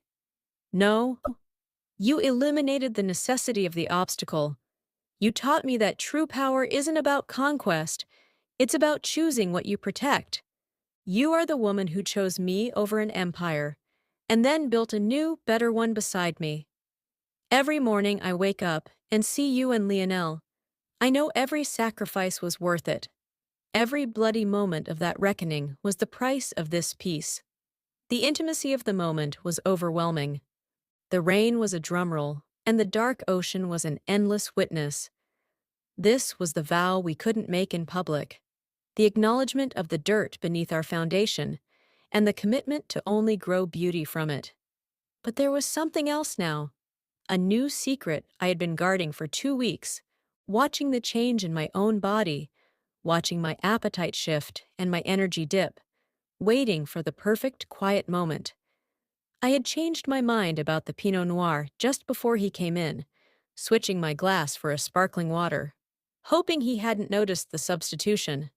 I put my glass down, placing my hand over his on the chaise. I looked at the dark wood of the floor, then back at his trusting, loving face. Adrian, there's something I haven't told you yet, I whispered. His hand tightened over mine instantly, his analytical mind kicking in. What is it? Is it the business? Are we compromised? No, I smiled, a genuine, joyful smile that felt almost foreign after years of masks. It's personal. It's a new phase of our peace. I paused, watching the confusion cloud his eyes. He was always expecting a threat, a calculation. This was neither. I leaned forward, my voice dropping to a breathy murmur. I'm not entirely myself lately. My clothes are starting to feel a little restrictive, and I've been craving foods that make absolutely no sense. Pickles and anchovies. I hesitated for a fraction of a second, letting the implication hang in the air. Then I laid my other hand over my abdomen, my eyes fixed on his. I went to the doctor yesterday, I said softly. You're going to be a father, Adrian. Lionel is going to have a sibling. We're going to have a second child. The room went completely silent. Even the sound of the rain seemed to fade into the background. Adrian froze. His eyes, usually so quick, so perceptive, widened, and his composure shattered completely. It was a reaction unlike any I had ever seen from him. There was no strategy, no defense, only pure, untainted shock and relief. He blinked once, twice, and then a slow, unstoppable wave of emotion washed over his face. His hand, which had been resting on my leg, moved up to cup my cheek, his thumb brushing away a silent tear I hadn't realized I'd shed. His own eyes, usually dry and focused, began to glisten. Serafina, he breathed out, the sound a mixture of question and overwhelming finality. A true Dorian heir. Ours. Undeniably ours. He knelt before me, his sharp suit coat momentarily forgotten as he buried his face in my lap, clutching me tightly. I ran my fingers through his thick and dark hair, feeling the tremor of his emotion. This is why, he mumbled, his voice thick with tears. This is why everything had to burn. This is the consequence of our choice, a future that is only ours. He stood up suddenly, pulling me to my feet. He didn't speak another word. He just seized me, wrapping his arms around my waist and lifting me slightly off the ground, spinning me once in a gesture of pure, giddy, unprofessional joy. He set me down gently, holding my face in his hands, his eyes shining with a promise that spanned decades. I love you, he declared, the words ringing with all the devotion of the past, the security of the present, and the hope of the future. My life, my love, my wife, my Dawn, we did it. We won it all. I smiled up at him, the joy bursting through every fiber of my being. We did, and now we get to raise them both, together. Adrian bent his head. The kiss started tenderly, a celebration of the peace we had found, but quickly deepened into something far more fierce and passionate, a testament to the enduring, intimate fire that had survived the inferno of our past. It was the seal on our unbreakable vow, a promise whispered between two souls who had fought for their right to love and won. We were done with reckoning. We were building a family. Adrian. Serafina, look at me. The words tore out of me in a low whisper, sharp enough to cut through the dark that smothered our bedroom. I waited, fighting against the hollow that had become far too familiar. But she didn't move.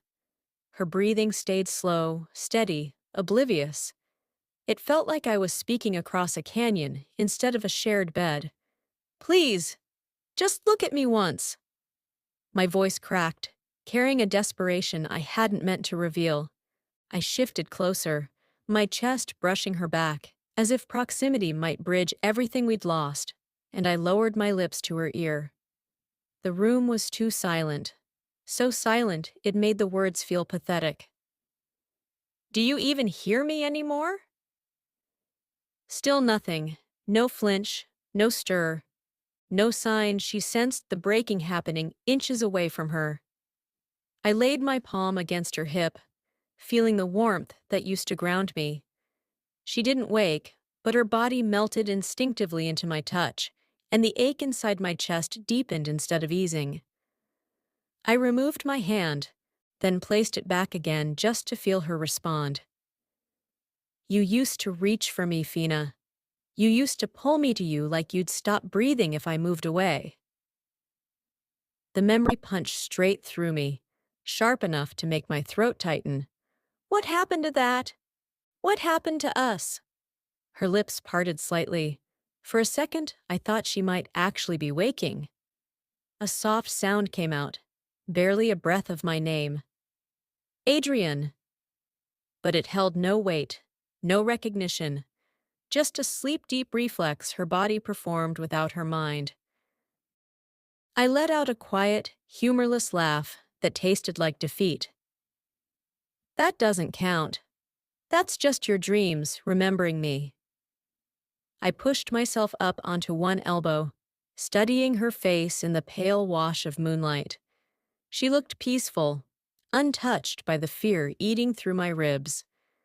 I reached out, brushing a stray strand of hair from her cheek, memorizing her for the 1,000th time. "Do you know I lie awake waiting for you to turn toward me?"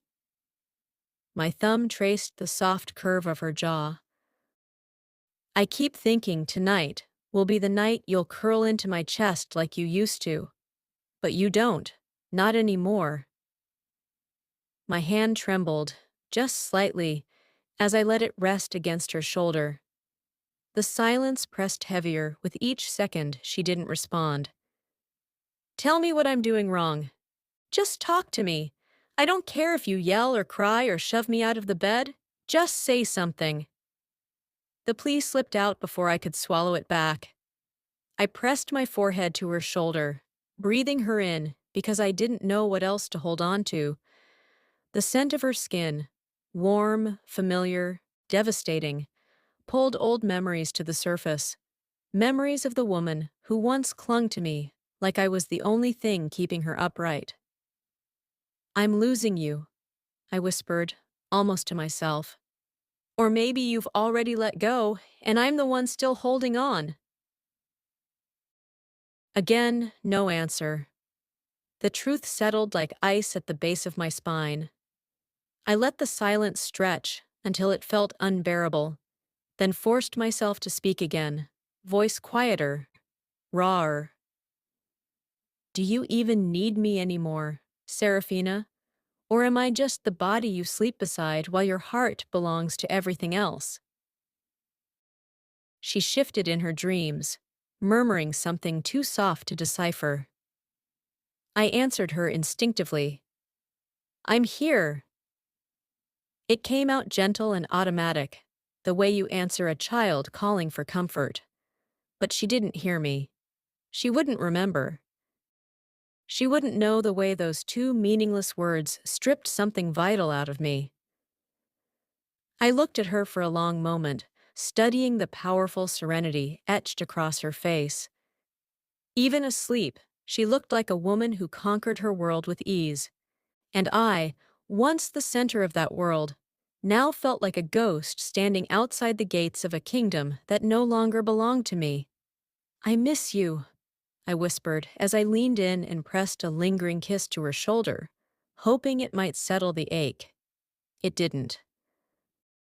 I lowered myself back into the pillows, staring into the darkness pressing thickly against us. I lowered myself back into the pillows, staring into the darkness pressing thickly against us.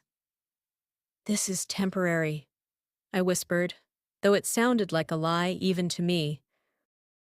"We'll find our way back. We have to." Serafina. Mornings in the Dorian Vasquez household used to feel like small storms, chaotic, loud, unpredictable. But lately, they had settled into something resembling peace. Peace was a strange, delicate creature.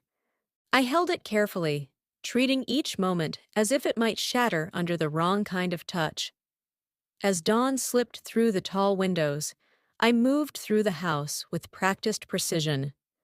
I met with the kitchen staff about the week's menus, adjusted Lionel's study schedule, reviewed the security updates Antonio's men sent overnight, and scanned through the council's agenda for the afternoon session.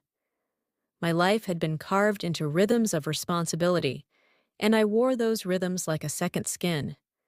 Still, as I walked through the hall connecting the east wing to the children's playroom, I felt the faintest shifting under my ribs, the sensation of being watched, not in a threatening way, but in the careful, hesitant way of someone trying not to be noticed. When I turned my head, I caught Adrian leaning against the doorway of the study, his shirt half-buttoned and his hair still slightly damp from the shower. His eyes weren't on his phone, or his papers, or even the hall. They were on me. At first, I smiled, because this was my husband, the father of my children, the man who had stood beside me in blood and fire and storms. But something in the way he stood, arms crossed loosely, expression guarded and unreadable, made the smile fade from my lips. It was as though he were studying someone he recognized, but no longer fully understood. "Good morning," I said softly, stepping toward him. The sunlight caught on the gold rings on his fingers, warming the edges of his silhouette. "You're up early." He returned the smile, but it wasn't the real one. Not the one that lived in his eyes when he was teasing me, or the one he wore when he woke with a child on his chest. This smile was formed carefully, the way one shapes porcelain, delicate, breakable, easily rehearsed. "Couldn't sleep much," he said, and his voice held a casualness that felt practiced. "Lots to do today." I reached out and touched his forearm gently. "Are you all right? You seem far away." He shook his head with a soft exhale, brushing his fingers along my cheek in a gesture that should have eased me, but instead felt like a memory of something warm rather than the thing itself. "Just tired. I promise it's nothing more than that." Nothing more. The phrase lingered in my mind like dust settling on polished wood. Subtle, but impossible to ignore. Still, I forced a nod, because Adrian did not hide things from me unless he believed he had good reason. "If you need anything, you know you tell me." "Of course," he answered, and his lips brushed my temple before he stepped past me toward the stairs. "I'll meet you for lunch?" "Yes," I replied, though the word tasted uncertain in my mouth. "Of course." I watched him descend the steps, each movement smooth and controlled, but lacking the effortless confidence he used to carry like breath. Something was wrong, even if I couldn't yet place my finger on it. I wanted to call after him, to pull him back, to pry open whatever he had sealed behind that polished smile. But the morning waited for no one, and my responsibilities tugged at me like insistent hands. When I pushed open the door to the playroom, the entire atmosphere shifted. Lionel was sprawled on the floor with his toy cars, narrating their collisions in dramatic tones, while our youngest sat in a high chair, babbling nonsense to her breakfast. The sight warmed me instantly. "Good morning, my loves," I said, crouching beside Lionel. He leaned into me, wrapping an arm around my neck in a half-hug that was becoming rarer as he grew older, and I inhaled the comforting scent of jam and soap tangled in his curls. "Mama," he said, lifting a car to show me, "this one goes super fast. Daddy said he's going to race with me later." I brushed a hand through his hair, smiling despite the knot forming in my chest. I'm sure he will. You know he always keeps his promises. Lionel nodded with unquestioning trust, a trust I would burn worlds to protect. As I straightened, my eyes drifted again toward the hallway, where Adrian had disappeared. He kept his promises, yes, but lately he seemed haunted by something he wouldn't name. Not to me, not even to himself. His distance felt like a quiet wind shifting direction, something subtle enough to ignore, but powerful enough to change the weather. I picked up our daughter, smoothing her hair as she nestled against my shoulder. She babbled happily, her small hands grabbing clumsily at my necklace. I held her close, letting the warmth of her weight anchor me. The house bustled around us, servants moving through the corridors, council members arriving early for a brief consultation, the distant hum of security checks. All of it made me feel grounded in the life I had fought so ruthlessly to build. Yet beneath that stability lurked an unease I was not ready to confront. When I returned to my study, the council papers spread across the table like a battlefield waiting to be strategized, and I tried to lose myself in work. Discussions about territory distribution, conflict resolution between two minor families, and adjustments to trade agreements, it all should have demanded my full attention. Instead, my thoughts drifted again and again to the look in Adrian's eyes, that shadow I couldn't decipher. Donya, shall we proceed with the final review? My advisor, Elena, asked gently. She had been with my family for years and knew better than anyone how to read the subtle shifts in my mood. Yes, I said, forcing my voice into steadiness. Let's continue. But even as she spoke, outlining the risks of a disputed warehouse port near the southern border, I found myself replaying Adrian's expression in the hallway. The way he watched me, like a man on the edge of something he didn't want me to see. I tried to convince myself it was stress. He carried enormous responsibilities of his own, and I couldn't expect him to always be the unshakable presence he once was. Maybe he needed space. Maybe he needed rest. Maybe we were simply drifting temporarily, the way couples did after long years of war and rebuilding. I placed a hand on the table and inhaled deeply. It's nothing, I told myself. Just exhaustion. Just pressure. Just life. And yet the reassurance felt thin, like a silk thread stretched too far. Serafina? Elena prompted again, pulling me from my thoughts. Yes, I said, forcing clarity. I'm here. Continue. I listened. I strategized. I issued directives with confidence expected of a Donna. I fulfilled every duty flawlessly, every command precise and unwavering. To the outside world, I looked as powerful and composed as ever. But beneath it all, the unease coiled tighter around my ribs. I pushed the concern aside, because the world did not pause for my fears, because leadership demanded steadiness, because admitting worry felt too close to admitting weakness, and because, despite everything, I still wanted to believe that Adrian would come to me when he was ready. I just didn't yet realize that the distance I sensed was not a quiet storm passing over us. It was the first tremor of something breaking. Adrian. The conference room felt too small for the number of bodies in it. Or maybe it was just my mood, compressing the space, making every breath feel like I was inhaling someone else's exhale. Papers were spread across the long table. Financial forecasts, risk projections, territorial expansion plans, yet none of it anchored me the way it usually did. My mind wandered in places it shouldn't, to thoughts I couldn't name aloud, to the emotional distance at home that gnawed at me in ways I had never experienced. Camila stood beside me, leaning over to point something out on the displayed charts. She was close enough that I could smell the faint citrus in her perfume, something clean and bright, a scent that didn't belong in the cold tension of this meeting.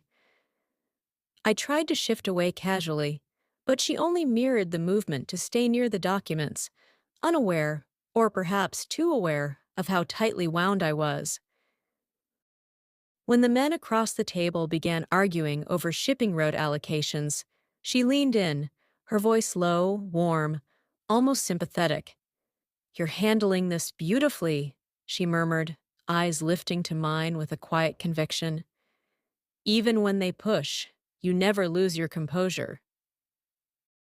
I forced a small laugh, though nothing about her comment felt humorous. "It's part of the job. Someone has to stay sane in the room." "But not everyone can," she said gently, her hand brushing my forearm as if the contact were accidental, though it lingered half a moment longer than an accident should. "It's a rare strength, Adrian. You lead without raising your voice. People follow you because they trust you, not because they fear you." Her words shouldn't have mattered. They shouldn't have touched anything inside me. But they did. They slid into a hollow space I'd been trying to ignore for too long, the place where Serafina's recognition used to live. It wasn't her fault. She had the world on her shoulders now. She had become a Donna worth fearing and respecting, and I was proud, so damn proud. But there were nights when I reached for her, and she was too exhausted to reach back. Days when I spoke, and she nodded absently, mind elsewhere. Weeks when I poured into us and felt her slipping further away. And here was Camilla, standing close enough to feel like a presence instead of an absence. "Thank you," I said quietly. And I meant it in a way that made guilt flicker beneath my ribs. I don't always feel like I'm getting it right lately.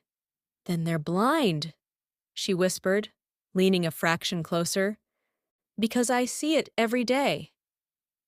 Her hand brushed mine again, lighter this time, but undeniably intentional. I felt the warmth of it, gentle, reassuring, undeserved, and something in me tightened painfully before loosening in a way that scared me. The argument across the room rose in volume, giving us a strange pocket of intimacy beneath the chaos. Camilla tilted her head, studying my face with more perception than I wanted her to have. "You look tired," she said softly, and not just the usual kind. It felt like a question disguised as an observation, an invitation I should never accept. Still, I answered because the loneliness inside me was a living creature, desperate for any acknowledgement. "A lot is happening at home, a lot I'm trying to make sense of." Her eyes softened, warm with concern. "You carry so much, Adrian, more than anyone realizes." "I'm not complaining." "I know," she murmured, and then in a tone that felt like the slow unraveling of restraint, "That's why it's so unfair." The conversation was dangerously close to something I shouldn't be having, but I didn't stop it. I didn't know how to stop it without exposing the truth I couldn't bear to say aloud, that I felt invisible in the one place I had always been seen. By the time the meeting ended hours later, the storm inside me had only grown worse. I stayed behind to gather my papers, more for the solitude than the need for organization. Camilla remained as well, gathering her laptop with deliberate slowness. When I finally lifted my head, she was watching me with an expression too gentle to be professional. "Do you want to talk about it?" she asked quietly. "Not as your assistant, as someone who cares." "I shouldn't," I said, though the words came out strained. "You don't have to tell me anything," she whispered, stepping close enough that her breath brushed my jaw. "Just let me be here with you." Her hand touched my arm again, fingers curling just enough to anchor me. The warmth rushed through me in a wave that felt both comforting and treacherous. I should have stepped back. I should have told her this was inappropriate, unprofessional, and dangerous. But instead, I stayed still, immobile, suspended, because the ache inside me was too heavy and her gentleness too easy to lean into. I closed my eyes. That was my first mistake. When I opened them again, she was closer, her hand sliding up my arm, her voice barely audible. "You deserve to feel supported, Adrian. You deserve someone who listens." "I have someone," I said, but even I heard how hollow it sounded.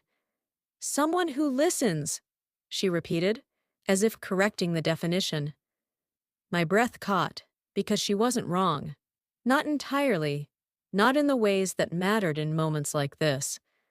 Serafina listened to the needs of a family, a council, an empire. But me, my wants, my exhaustion, my doubts, they got lost somewhere between crisis meetings and whispered lullabies. Camilla stepped in fully, her body brushing mine in a way that shattered my remaining restraint. "You don't have to be alone tonight," she said. "Let me take care of you, just this once. Let me carry something for you." Her touch slid to my chest, and I broke. I didn't think. I didn't question. I didn't even breathe properly. I let her lead me into the dim private office adjoining the conference room, the door closing behind us with a soft click that sounded like a betrayal made solid. Everything that happened after was a blur of heat, desperation, and quiet words meant to soothe a man who should never have sought solace in another woman's arms. I let her comfort me, touch me, unravel me, and I responded with the hunger of someone who had been starving far longer than he'd realized. When it was over, when I finally pulled myself away and sank onto the edge of the sofa with my head in my hands, the guilt hit with brutal force. It crawled up my throat, sharp and acidic, whispering every damnation my father would have spat at me. But buried beneath the self-loathing was something darker, a strange, treacherous relief. As though some tightly coiled wire inside me had finally snapped, as though something inside me had needed to break. And I hated myself for how true that felt. Serafina. The week unfolded like a meticulously crafted victory song, each day carrying achievements that once felt impossible. The Dorian Council had begun looking to me, not only for leadership, but for stability. Two rival families, who had refused to share heir for nearly a decade, finally sat at the same table because I told them to. And the alliance proposal from the Southern Territories arrived sealed with a personally penned note of respect, one that used to be sent only to my father. I should have been elated. I should have felt the triumph settle warm in my bones after fighting for so many years to be recognized as something more than the girl they once underestimated, the woman Matteo once tried to break. Instead, an unwelcome tension threaded its way through each hour, tightening gradually until even the sweetest of victories left a faint metallic taste in my mouth. It began with Adrian arriving home late for the third night in a row. The first evening, I assumed the day had demanded too much of him.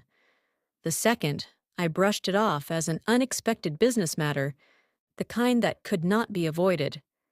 But on the third night, when he walked in after midnight with his tie loosened and a scent clinging to him, something floral, unfamiliar, undeniably not mine, I felt the shift in my chest like a cold draft seeping beneath a closed door.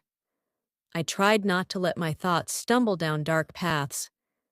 Perfume lingers on everyone, I told myself. He works with people. He moves through crowded rooms. It means nothing. But the rationalizations felt thin, like desperate threads woven over a fracture I didn't want to acknowledge.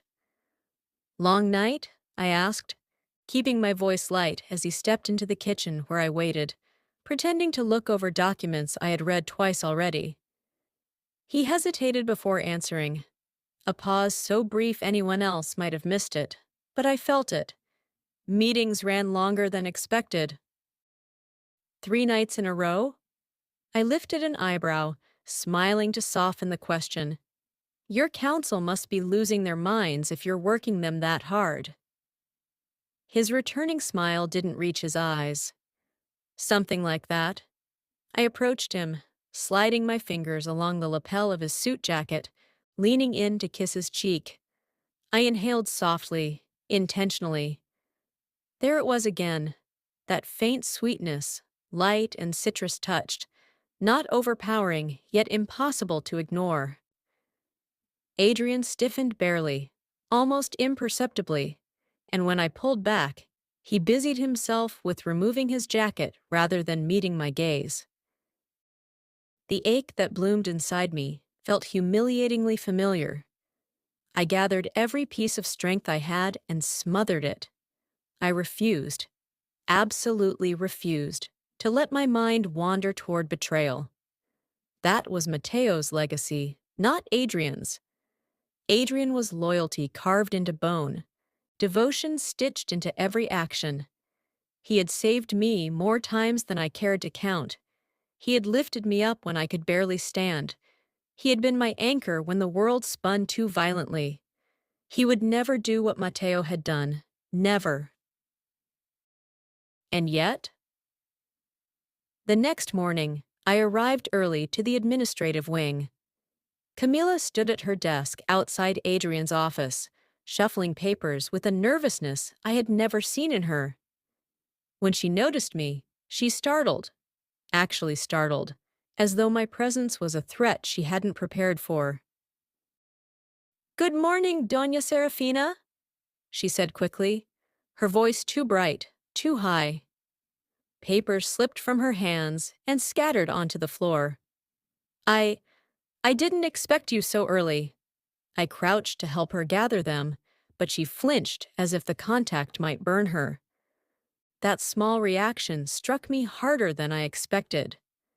Camilla was usually composed, efficient, borderline serene in her professionalism. Today she behaved like someone with a secret pressed tightly against her ribs. "You seem nervous," I said gently, watching her closely. "Is everything all right?" "Yes," she said far too fast. "Of course. Just a busy morning." I handed her the last paper and rose slowly. "If anything is weighing on you, you can say so. I don't bite." She laughed awkwardly, avoiding my eyes. No, everything is fine. Truly." Her discomfort lingered like a stain in the air, even after she hurried away. I stood still, letting the unease settle deeper into me. Something was wrong. I didn't want to admit it, but my instincts, sharp, honed by survival and betrayal, whispered truths I didn't dare listen to.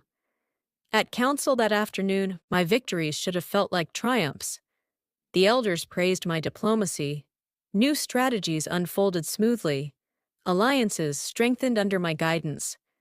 Yet, instead of satisfaction, all I felt was the weight of Adrian's faraway gaze whenever he glanced at me, and the faint, almost imperceptible shift in his posture when our eyes met, as though he was looking at someone he feared might see too much. After the meeting, I found him standing alone on the terrace, the evening sun painting him gold. He didn't hear me approach until I spoke.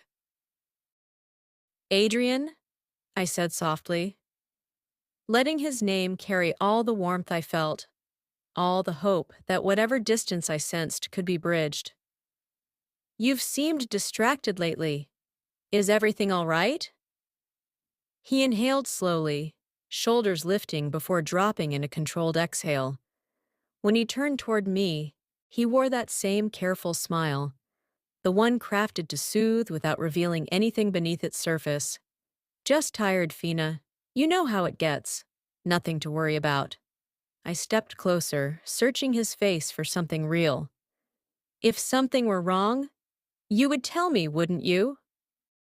He cupped my cheek briefly, his thumb tracing a path meant to comfort.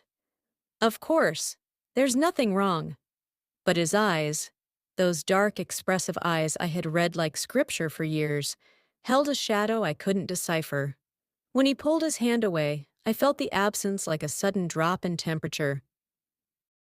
I wanted to press further, demand honesty, Peel back the layers he was suddenly hiding behind.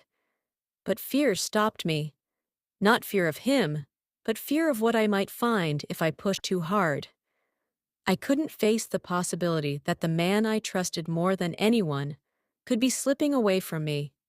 I couldn't entertain the thought that history might be repeating itself, that Matteo's ghost still clung to me, poisoning my ability to trust. Old wounds threatened to reopen, sharp and unwelcome. I forced them back with all the strength I had. "This is Adrian," I reminded myself. "Not Matteo. Not the man who destroyed you. This is the man who rebuilt you." So I swallowed the suspicion rising like smoke. I stood beside him, pretending the sunset was enough to soothe the storm inside me, pretending everything was fine, pretending I wasn't terrified.